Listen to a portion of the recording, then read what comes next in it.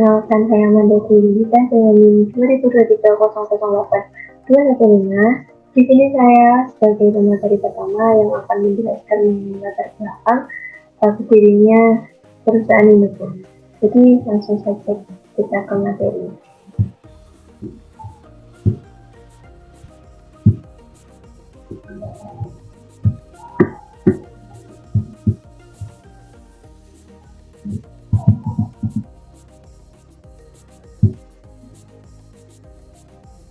Sejarah berdirinya PT Indofood Makmur. Perusahaan ini didirikan dengan nama PT Pangan Jaya Inti Kusuma berdasarkan Akta Pendirian nomor 228 tanggal 14 Agustus 1990 yang diubah dengan Akta nomor 249 tanggal 15 November 1990 dan yang telah diubah kembali dengan Akta nomor 171 tanggal 20 Juni 1991. Semuanya dibuat di hadapan Denny Kristanto SH, Notaris di Jakarta, dan telah mendapat persetujuan dari Menteri Kehakiman Republik Indonesia. Dan telah didaftarkan juga di Pengadilan Tinggi Negeri Jakarta Selatan di bawah nomor 579, 581, serta 580 tanggal 5 Agustus 1991 dan diumumkan dalam Berita Negara Republik Indonesia nomor 12 tanggal 11 Februari 1992, tambahan nomor 611. Perseroan merubah namanya yang semula PT Jaya Inti Kusuma menjadi PT Indofood Sukses Makmur. Berdasarkan keputusan rapat umum luar biasa, para pemegang saham yang dituangkan dalam akta risalah rapat nomor 51 tanggal 5 Februari 1994 yang dibuat oleh Denny Kristanto SH, Notaris di Jakarta. PT Indofood CBP Sukses Makmur Tbk merupakan salah satu perusahaan mie instan dan makanan olahan terkemuka di Indonesia yang menjadi salah satu cabang perusahaan yang dimiliki oleh Salim Group.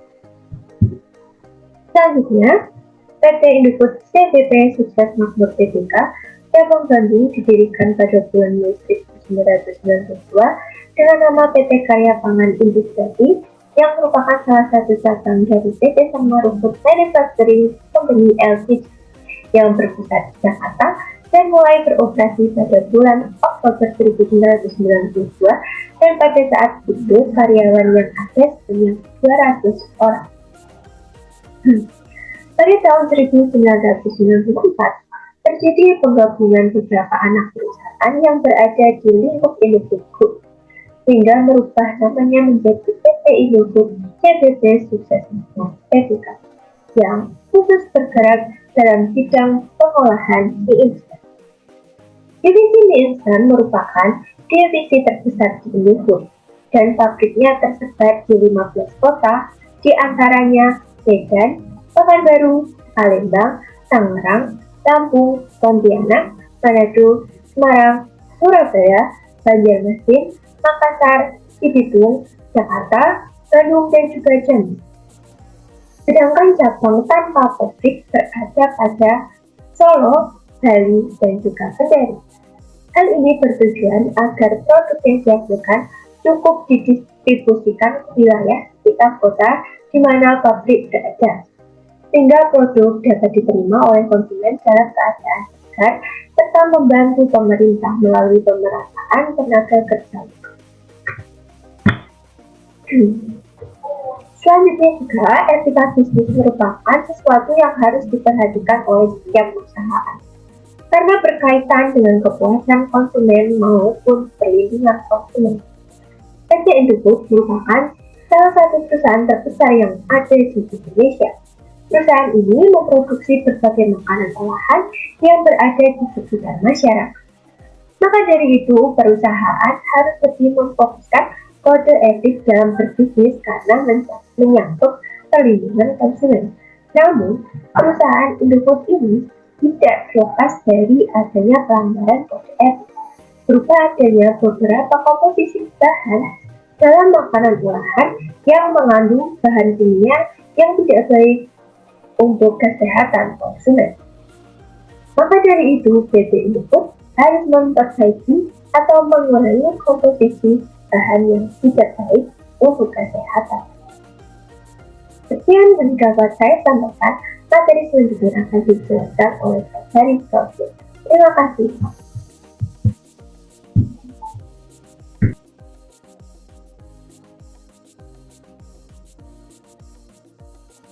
Baik, terima kasih kepada Mbak Tia yang sudah menjelaskan mengenai latar belakang PT Indofood Sukses Makmur Tbk.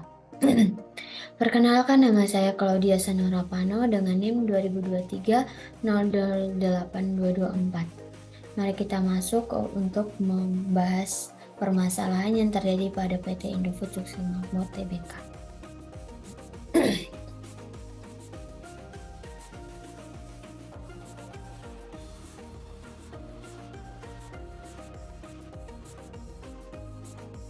Jadi pembahasan permasalahannya yaitu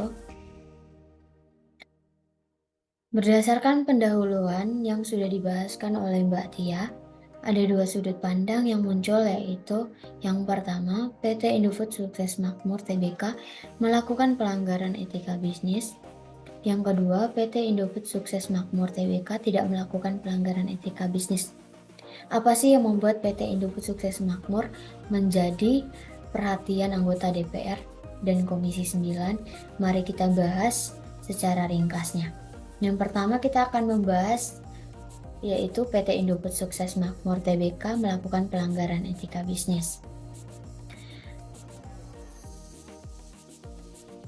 Karena pada produk Indomie yang diproduksi oleh perusahaan mengandung dua zat berbahaya, yaitu metal parohidroksbenzoat dan benzoid acid atau asam benzoat, di mana dua zat tersebut seharusnya hanya digunakan untuk kosmetik, bukan untuk makanan.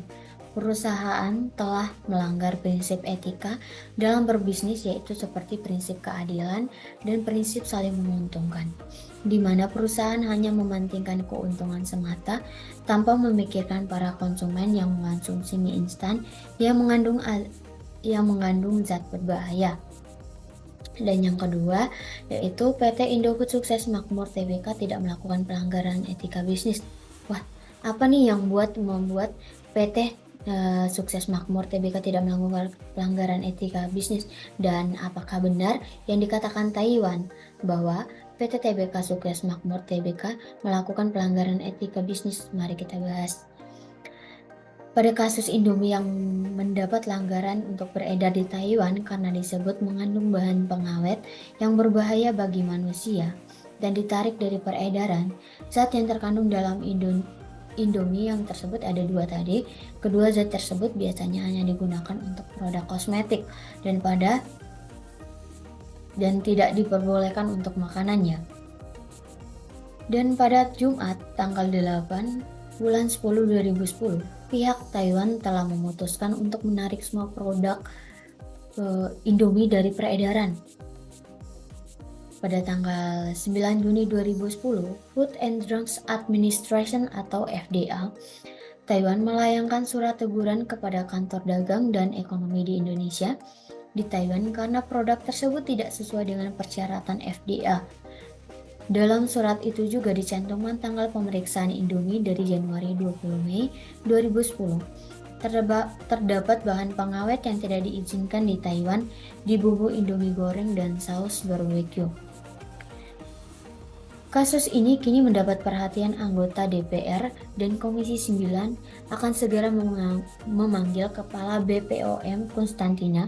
Komisi 9 DPR akan meminta keterangan tentang kasus ini bisa terjadi apabila negara yang mengetahui terlebih dahulu akan adanya zat yang terkandung dalam produk Indomie. Kita akan menggunakan BPOM untuk menjelaskan masalah terkait produk Indomie itu secepatnya kalau bisa hari Kamis ini, kata Ketua Komisi 9 DPR di Gedung DPR Senayan, Jakarta, Selasa tanggal 12 bulan 10 2010. Komisi 9 DPR akan meminta keterangan tentang kasus Indomie yang terjadi saat ini. Desi Ratnaningtyas, seorang praktisi kosmetik menjelaskan ada 2 zat yang terkandung di dalam Indomie yang sudah kita tahu, yaitu yang pertama metil paradoks benzoat dan benzoat acid atau asam benzoat. Ada bahan pengawet yang membuat produk tidak cepat membusuk dan tahan lama.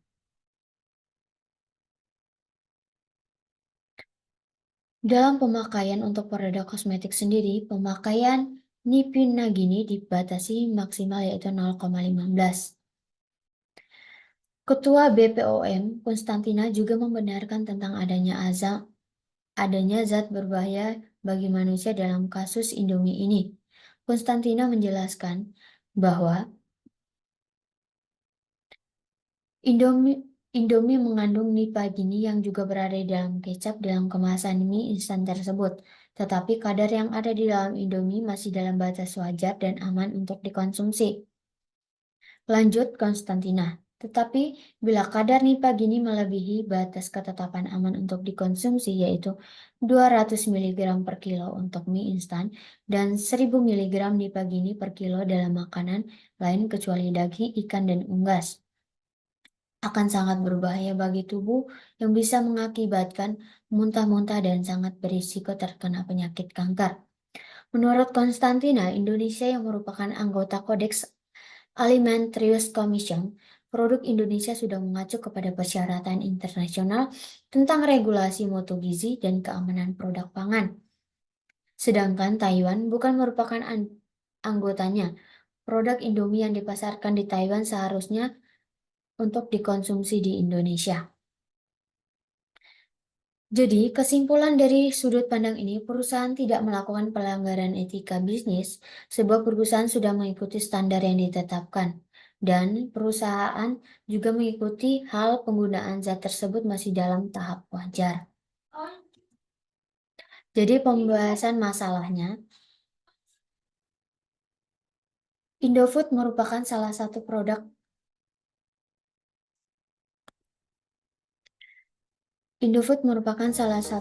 asal Indonesia yang produk-produknya masih banyak diekspor ke negara-negara lain. Salah satunya adalah produk mie instan Indomie. Di Taiwan sendiri, persaingan mie instan sangatlah ketat. Di samping produk-produk mie instan dari negara lain, produk mie instan asal Taiwan pun banyak membanjiri pasar dalam negeri di Taiwan. Harga yang ditawarkan oleh Indomie sekitar Rp1.500 tidak jauh berbeda dari harga Indomie di Indonesia. Sedangkan mie instan asal Taiwan dijual dengan harga Rp5.000 per bungkusnya. Di samping harga yang murah, Indomie juga memiliki beberapa keunggulan dibandingkan produk mie instan asal Taiwan,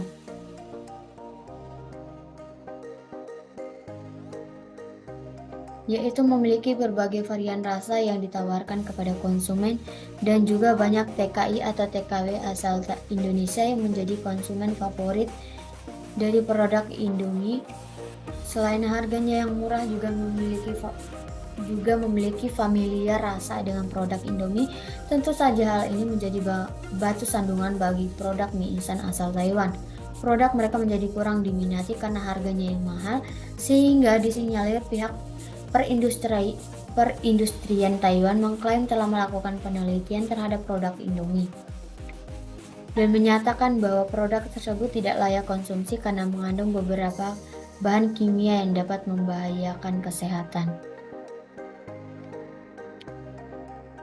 Hal tersebut disontak oleh pihak PT Indofood selaku produsen Indomie. Mereka menyatakan bahwa produk mereka telah lolos uji laboratorium dengan hasil yang dapat dipertanggungjawabkan dan menyatakan bahwa produk Indomie telah diterima dengan baik oleh konsumen Indonesia selama berpuluh-puluh tahun lamanya. Dengan melalui tahap serangkaian tes, baik itu Badan Kesehatan Nasional maupun internasional, sudah memiliki standarisasi tersendiri terhadap penggunaan bahan kimia dan makanan, dan Indomie dinyatakan lulus uji kelayakan untuk dikonsumsi. Dari fakta tersebut, disinyalir penarikan produk Indomie dari pasar dalam negeri Taiwan disinyalir karena persaingan bisnis semata yang mereka anggap merugikan produsen lokal. Yang menjadi Pertanyaan adalah, mengapa tidak sedari dulu produk Indomie dibahas oleh pemerintah Taiwan, atau pemerintah melanggar produk Indomie masuk pasar Taiwan, melainkan mengklaim bahwa produk Indomie berbahaya untuk dikonsumsi pada saat produk tersebut sudah menjadi produk yang diminati di Taiwan. Dari kasus tersebut dapat dilihat bahwa pada persaingan bisnis yang telah melanggar etika dalam bisnis, hal-hal yang terkait dalam kasus tersebut etika bisnis pada perusahaan PT Indofood secara hukum adalah Undang-Undang Nomor 8 Tahun 1999 Pasal 3F yang berisi meningkatkan kualitas barang dan jasa yang menjamin kelangsungan usaha produk produksi barang atau jasa, kesehatan, kenyamanan, dan konsumen. Undang-Undang Nomor 8 Tahun 1999 Pasal 4A tentang hak atas kenyamanan, keamanan, dan keselamatan dalam mengonsumsi barang dan jasa. Barang dan jasa. Undang-Undang Nomor 8 Tahun 1999 Pasal 8 yang berisi pelaku usaha dilarang untuk memperdagangkan barang yang rusak, cacat, atau bekas dan tercemar dengan ataupun memberikan informasi secara lengkap yang benar atas barang yang dimaksud. Sekian pembahasan untuk solusi perlindungan konsumen akan dibahas oleh Saudara Ridwan.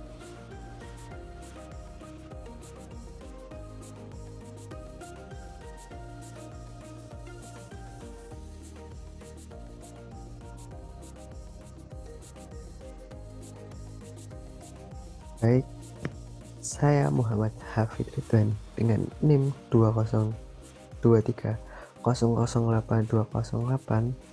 akan melanjutkan presentasi dari Saudari Claudia dengan materi solusi perlindungan konsumen.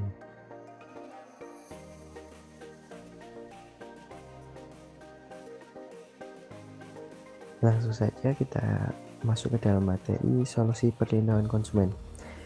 Solusi dalam pelanggaran akan etika bisnis dalam hal perlindungan konsumen pada kasus yang dialami perusahaan.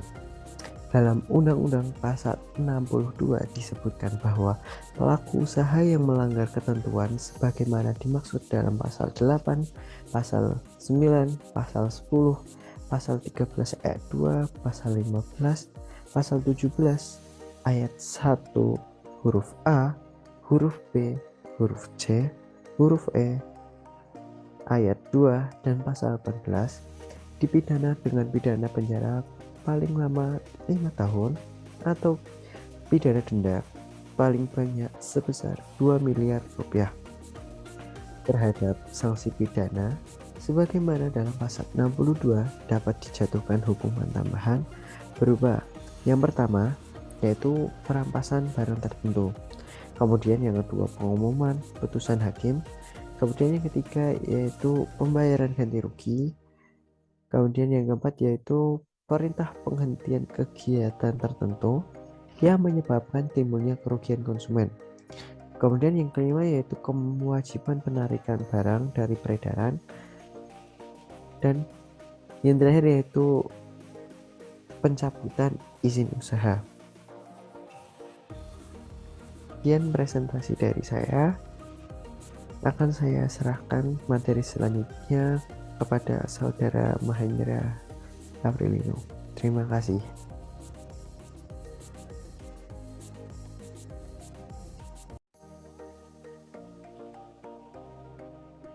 Baik, di sini saya akan menyampaikan kesimpulan dari materi kelompok kami, yaitu PT Indofood sudah melakukan perbuatan yang sangat merugikan dengan memasukkan zat berbahaya pada produk mereka yang berdampak buruk pada konsumen yang menggunakan produk mereka. Salah satu sumber mengatakan bahwa meskipun perusahaan sudah melakukan permintaan maaf dan janji menarik produknya, namun permintaan maaf itu hanyalah sebuah klise dan penarikan produk tersebut seperti tidak dilakukan secara sungguh-sungguh karena produk tersebut masih ada di pasaran. pelanggaran prinsip etika bisnis yang dilakukan oleh PT Indofood yaitu prinsip kejujuran, di mana perusahaan tidak memberikan peringatan kepada konsumennya mengenai kandungan yang ada pada produk mereka yang sangat berbahaya untuk kesehatan, dan perusahaan juga tidak memberitahu. Melakukan apa saja untuk mendapatkan keuntungan pada dasarnya boleh dilakukan, asal tidak merugikan pihak manapun dan tentu saja pada jalurnya. Di sini perusahaan seharusnya lebih mementingkan keselamatan konsumen yang menggunakan produknya, karena dengan meletakkan keselamatan konsumen di atas kepentingan perusahaan, maka perusahaan itu sendiri akan mendapatkan keuntungan yang lebih besar karena kepercayaan atau loyalitas konsumen terhadap produk itu sendiri. Selanjutnya, saran. Bagi perusahaan Indomie sebaiknya memperbaiki etika dalam berbisnis. Harus transparan mengenai kandungan-kandungan apa saja yang terkandung dalam produk mie yang mereka produksi, agar tidak ada permasalahan dan keresahan yang terjadi akibat informasi yang kurang bagi para konsumen tentang makanan yang akan mereka konsumsi. PT Indofood juga wajib memberi peringatan kepada konsumennya tentang adanya zat-zat berbahaya di dalam produk mereka. Bahkan PT Indofood seharusnya menarik peredaran Indomie, bahkan sebenarnya mereka tidak boleh memproduksi makanan dengan bahan yang menjadi racun di tubuh konsumennya. PT Indofood juga harus memberikan ganti rugi kepada konsumen karena telah merugikan para konsumen, terlebih yang sudah keracunan akibat produknya. Sekian, terima kasih.